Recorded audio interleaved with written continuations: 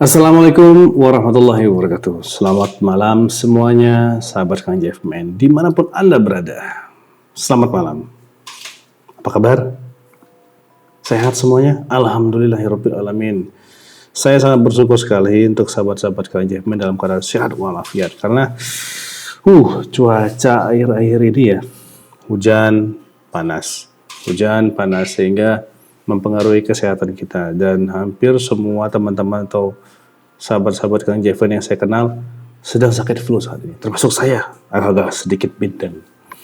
Tapi karena semangat saya membara untuk memberikan suguhan konten yang menarik, yaitu stand up misteri Kang Jeffman, kepada semua teman-teman yang sedang menyaksikan tayangan ini. Nah, malam hari ini itu ada satu topik pembahasan yang menurut saya cukup menarik jika dibahas. Ya, karena ini pun di antara orang-orang yang saya kenal, baik itu pecinta spiritual, simpatisan spiritual ya, maupun yang hanya ingin tahu sekedar penasaran.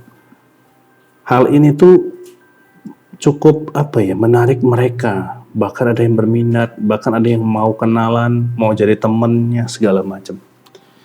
Apa itu guys?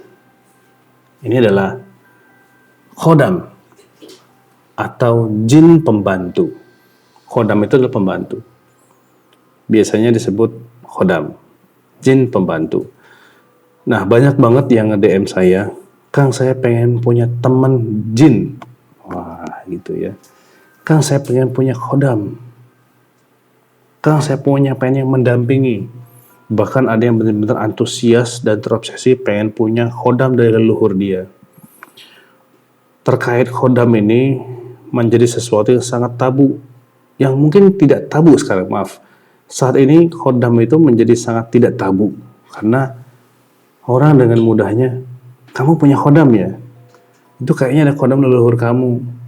Atau enggak, saya punya khodam, diisi dengan bangganya seperti itu. Nah, pembahasan kita malam hari adalah punya khodam itu bahaya atau enggak sih? Betul enggak, guys? Tuh, tim saya bilang betul. Seperti itu. Khodam ya, bukan kodam. Kalau khodam pakai H. Kalau kodam kantornya banyak di sini. Ada kodam 3, kodam 1. Ada Siliwangi. Wah, jangan. Itu tidak usah dibahas. Itu komando daerah militer. Ini khodam, artinya mic-nya maju. Artinya jin pembantu seperti itu. Nah, yang pertama kali yang perlu kita bahas adalah bagaimana diri kita menyikapi ketika jin tersebut datang atau dihadirkan atau diisi ke badan. Pasti akan terasa berbeda.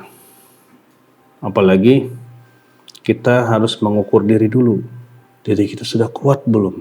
Diri kita sudah pantas belum untuk bersinggungan dengan yang namanya khodam ini? Pondasi yang paling utama adalah ketakwaan. Tauhid kita harus kuat. Ya, power kita harus kuat. Jadi untuk menahan atau memfilter hawa panas itu. Ketika khodam ini datang dengan cara diisi, atau ketika khodam ini datang dengan sendirinya, atau ketika khodam ini datang dengan cara dia tertarik sama orang ini terus dia nempel pengen ngikut.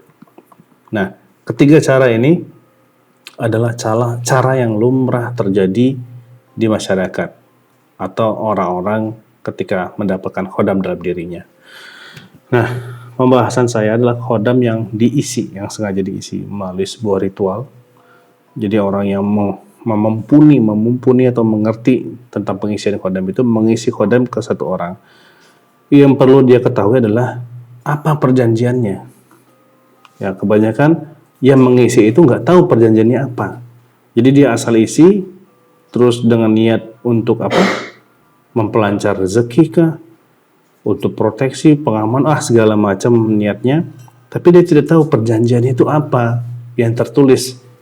Jadi masing-masing khodam itu punya label, guys. Kalau mau pakai saya, ini ada harga mati, ini perjanjian seperti ini. Nah, ini yang tidak diketahui banyak orang-orang pelaku-pelaku spiritual. Tiba-tiba Oh pengen kebal ya, sok sama saya diisikan, set diisi. Dia nggak tahu jin yang dibawa sama dia itu berlabel apa, perjanjiannya apa. Ya, ada yang bayarnya kesehatan, ada yang bayarannya adalah rezekinya, ada yang bayarannya adalah eh, jiwanya, ada yang bayarannya adalah ibadahnya, macam-macam labelnya. Itu yang tidak diketahui. Rata-rata ritual terus diisikan, kemudian tes kebal, habis itu pulang. Jin tersebut ketika dia berhasil atau telah mengerjakan tugasnya, dia minta bayaran. Ya, minta bayaran karena apa? Dia diundang untuk masuk ke dalam tubuh seseorang dengan tugas misalnya anti bacok nih. Ketika dia tes orang tersebut tidak tembus, tangan dia sudah dilapisi oleh bangsa jin itu, tangan jin itu. Jadi tidak akan tembus ke badan elemen besi itu. Nah, setelah itu berlaku, jin itu bayaran. Bayaran saya apa? Yang sudah di label dia adalah kesehatan kamu. Nah, makanya banyak ketika sudah dibuktiin, wah tahan bacok ya, tiba-tiba jeder, bocor kepalanya, nabrak tembok atau nabrak apa, atau nggak jatuh dari motor. Itu bayaran loh. Tidak ada yang gratis. Nah, jin itu punya label semua. Khodam ini adalah bangsa jin yang dulunya diperuntukkan untuk membantu. Kalau dulu itu khodam itu ditaklukkan, guys. Jadi ditaklukkan dari pengalaman-pengalaman spiritual para alim ulama zaman terdahulu ketika menaklukkan negeri Nusantara atau negeri yang dulu disebut adalah negeri para dedemit. Dulu tuh dedemitnya banyak. Seperti itu, yang liar-liar ya maksudnya. Nah, ketika ditaklukkan, ada beberapa sebagian dari mereka itu mengaku kalah, terus bersyahadat, dan namanya berubah. Nah, ketika ditaklukkan, mereka itu artinya tunduk, barulah jadi khodam.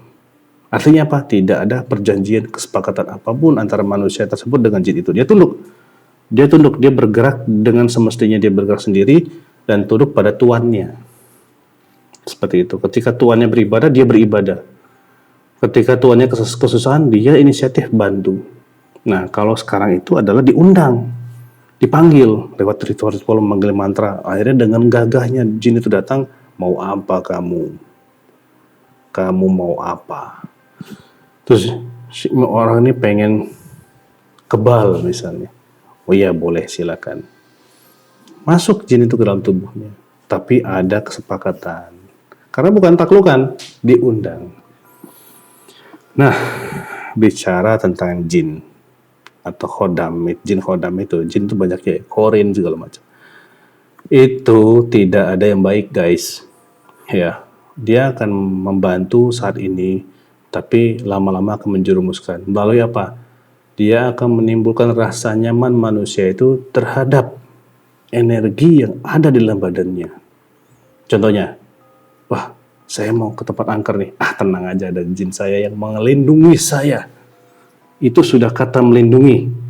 Melindungi itu adalah mutlak miliknya Allah. Saya sebagai muslim, mutlak milik Allah yang melindungi, bukan khodam ini. Nah, manusia itu akan terlarut dengan seperti itu.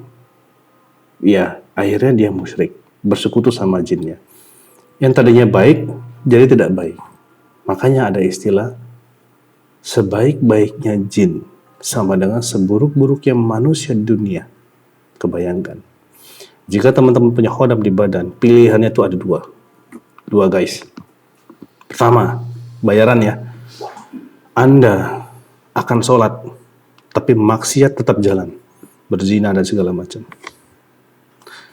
Anda tidak akan berzina, tapi Anda tidak sholat. Silakan pilih. Itu, dua itu nggak ada lain. Jadi tinggal pilih. Sholat jalan, maksiat harus jalan. Yang kedua, oke, nggak maksiat, tapi jangan pernah sholat. Nah, itulah bayaran dari khodam atau bangsa jin. Jadi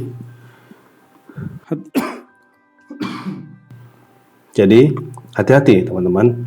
Bagi yang merasa terobsesi punya khodam, lebih baik pikirkan baik-baik, jauhi itu. Ya, lebih baik tingkatkan ketakwaan teman-teman. Takwa kepada Allah bagi yang muslim, takwalah kepada Allah sebaik-baiknya takwa. Kemudian kuatan ketauhidannya, ibadahnya, sholatnya dikuatin. Nanti, nah, jika ada pertolongan dari Allah melalui makhluknya yang disuruh atau diperintah sama Allah, ya itulah nanti yang akan datang dengan sendirinya.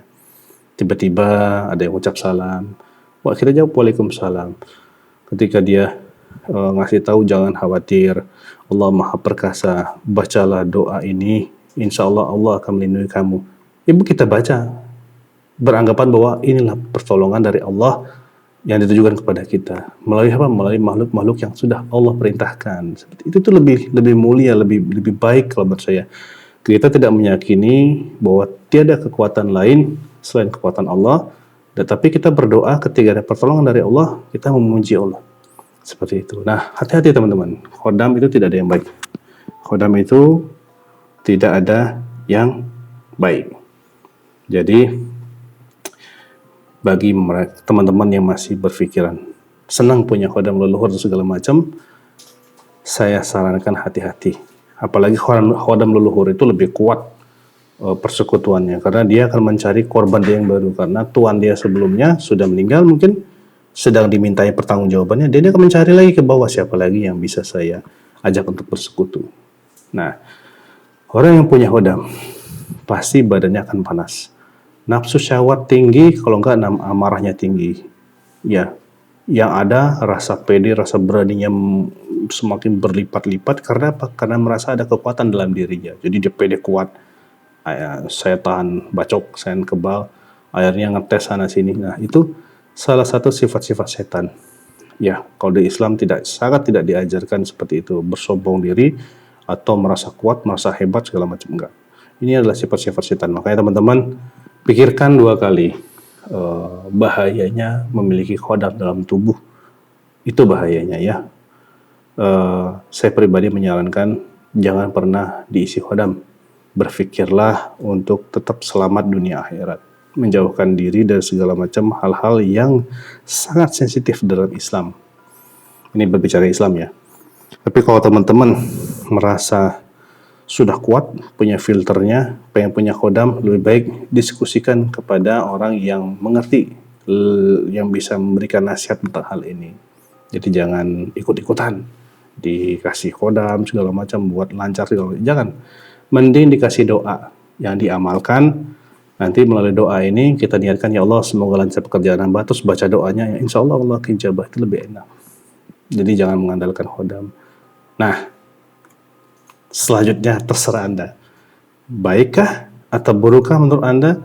Menurut teman-teman semuanya itu pilihan teman-teman. Saya hanya memberikan arahan. Semoga ini bermanfaat konteksnya, kontennya bermanfaat, dan di hari berikutnya, di minggu depan kita akan ketemu lagi dengan bermacam-macam tema terkait spiritual. Itu saja mungkin dari saya. Terima kasih banyak teman-teman. Semoga sahabat Kang Jefet semua dalam lindungan Allah Subhanahu wa taala. Amin ya rabbal alamin. Assalamualaikum warahmatullahi wabarakatuh.